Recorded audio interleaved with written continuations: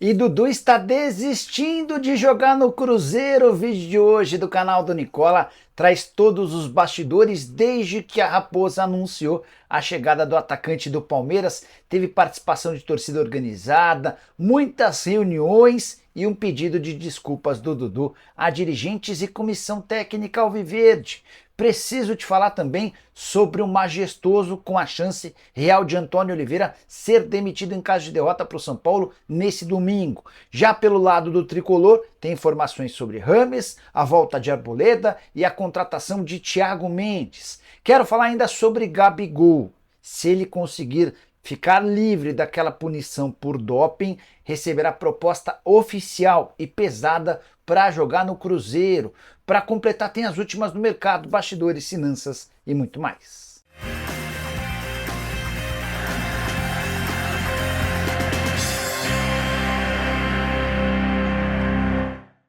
Fala aí pessoal, sou Jorge Nicola, bem-vindos a mais um vídeo do canal. Sempre bom ter vocês por aqui, sem perder tempo. Só pedir para deixar like, para se inscrever no canal e ativar todas as notificações. Combinado?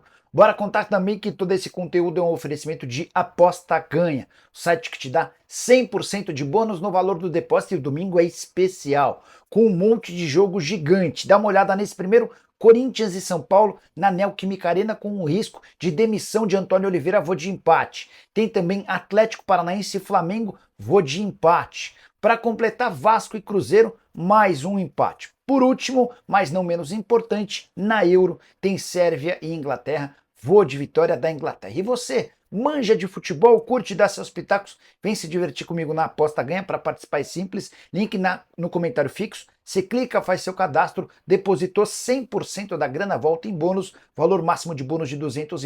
Você precisa ter mais de 18 anos de idade e jogar com responsabilidade, beleza? Bora começar o vídeo com uma informação que vem lá do Sul, mais especificamente de Curitiba. Torcedor do Atlético Paranaense tem motivos para festejar. Lucas Giório, centroavante que não deu certo no Furacão, tem negociações avançadas para jogar no Colo-Colo. O time chileno propôs um empréstimo e as coisas estão praticamente fechadas. Antes de tentar o Diório, Colo-Colo ainda havia sondado a possibilidade de ficar com o Mastriani, algo completamente descartado pelo Furacão. Quero falar agora sobre o time com a menor folha salarial da Série A. Você tem alguma mínima ideia? Chuta aí antes de eu responder. Acertou quem citou o Juventude. Clube gaúcho, de volta à primeira divisão, com uma folha salarial de R$ 2.200.000 por mês. A folha é tão baixa, mas tão baixa, que 7 times da segunda divisão gastam mais do que o Juventude. São eles o Santos, o Sport, o Ceará, o América, o Avaí, o Goiás e o Curitiba. Importante contar que hoje o jogador mais bem pago do elenco do Juventude é o Gilberto, que ganha R$ 200.000 por mês. Com uma curiosidade, o Cruzeiro paga R$ 350.000 que complementam esse salário. Esse 350 mil tem a ver com a rescisão de contrato. Vale a lembrança de que no início do ano o Gilberto ainda tinha mais um ano de vínculo com o Cruzeiro, não ficaria no clube. O Cruzeiro aceitou pagar 350 mil por mês até o fim da temporada. Depois do Gilberto, o jogador mais bem pago é o Nenê, o grande ídolo do torcedor, o principal jogador do time, salário de R$ 150.000 mensais. Queria contar uma outra curiosidade sobre salários no Juventude. O goleiro Gabriel, que pertence ao Curitiba, tem seus salários pagos pelo Juventude e pelo Coxa. E aí outra curiosidade interessante, Curitiba paga mais, mesmo estando na segunda divisão, pro Gabriel do que o Juventude, que utiliza muito bem. Gabriel faz ótima temporada. Para completar, só destacar o trabalho bem legal do Júlio Rondinelli, que é o diretor executivo de futebol do Juventude. Mesmo com uma folha infinitamente menor do que a dos rivais, ele consegue colocar hoje o Juventude na 12ª colocação, com 10 pontos conquistados, além do Roger Machado, que também faz um trabalho bem legal. Bora falar agora sobre o São Paulo com várias informações. Quero começar sobre James Rodrigues, que participou por 84 minutos da vitória da Colômbia contra a Bolívia em amistoso disputado nas últimas horas. James na Colômbia joga bem e joga sempre.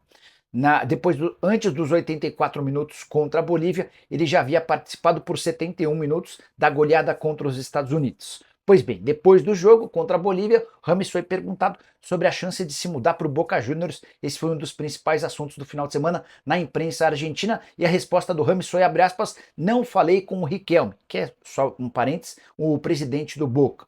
Não faz parte do meu projeto jogar na Argentina. E isso ainda está muito longe. Quero disputar a Copa América e depois pensar, fecha aspas. Tenho contado para vocês que o objetivo do Rames é voltar para a Europa. Existiram negociações com o Celta. O grande problema é financeiro. Ele ganha R$ 1,5 milhão por mês no São Paulo. E no Celta, o único jogador que tem esse salário é o Iago Aspas, que é o grande craque do time, jogador de seleção espanhola, entre outras coisas. Só para fechar sobre o tricolor, Thiago Mendes, negociação bem encaminhada. Tô para te dizer que entre São Paulo e Thiago Mendes tá absolutamente tudo fechado. Salário, tempo de contrato, luvas, comissão por empresário. O que falta é um acordo com o Al Rayyan. O tricolor está depositando todas as suas fichas na boa relação do Paulo Pitombeira com os representantes da Liga Qatari. Afinal de contas, o Pitombeira tem levado vários jogadores para lá. O Thiago Mendes tem contrato com o Al Rayyan por mais 10 meses e vai tentar convencer o clube Qatari a aceitar o menor pagamento possível para que o negócio saia. A última do tricolor, Arboleda está relacionado para o jogo contra o Corinthians depois de problemas com uma bolha no pé ou algumas bolhas no pé. Tem a mínima ideia de como é que ele conseguiu adquirir essas bolhas, vai ficar à disposição e o Zubeldia que vai decidir se escala ou não contra o Corinthians na Neoquímica Arena. Hora de falar sobre o Timão e a chance de Antônio Oliveira ser demitido nesse domingo. O técnico balança, especialmente pelos maus resultados no Campeonato Brasileiro e pela relação não muito boa com os principais líderes do elenco. Se os Corinthians perder para o São Paulo nesse domingo em seu estádio, seria a segunda derrota seguida para o Tricolor. É grande, é enorme a chance de o técnico ser demitido. Português que começou muito bem no Campeonato Paulista, mas não conseguiu a classificação para a fase final do Paulistão e acumula 4 partidas sem vitória no Brasileiro. São 2 empates contra Fortaleza e Atlético Goianiense e 2 derrotas para Flamengo e Botafogo. Corinthians brigando contra a zona do rebaixamento, muito perto do Z4, mesmo tendo a terceira maior folha salarial do país, R$ 19,5 milhões por mês. Com um detalhe importante, nem o período de treinos fez com que o Corinthians evoluísse. Isso tem jogado de maneira muito negativa a avaliação do trabalho do Antônio Oliveira.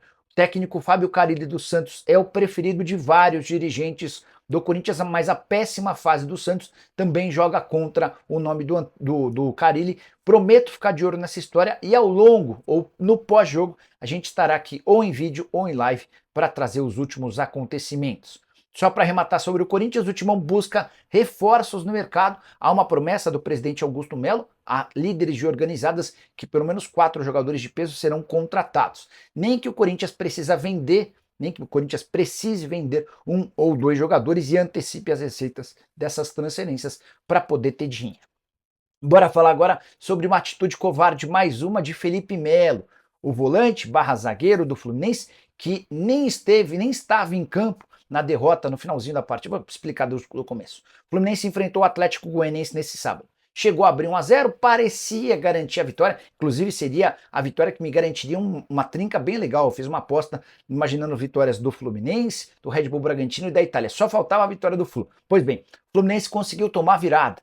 O gol da vitória do Atlético Goianiense saiu nos acréscimos. E a partir daí uma confusão se estabeleceu por causa do Felipe Melo, que empurrou de costas o assessor de imprensa do Atlético. O cara estava gravando um vídeo, Felipe Melo chegou e o empurrou. O menino do Atlético Goianiense foi cair 2, 3, 4 metros depois.